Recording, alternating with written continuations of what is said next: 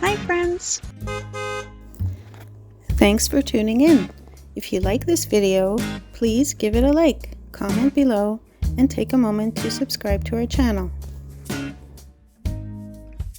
West Lorne, Ontario, is a charming little town in Elgin County. Originally, the town was named Bismarck in the 1800s, after the German Chancellor. But with so many communities having similar names, it went through a few name changes, eventually becoming West Lorne in 1907, named after the Lorne Mills and the Marquis of Lorne, who was a Governor-General of Canada. West Lorne has its roots in the Canada Southern Railway, which brought people and businesses here, shaping the community's development.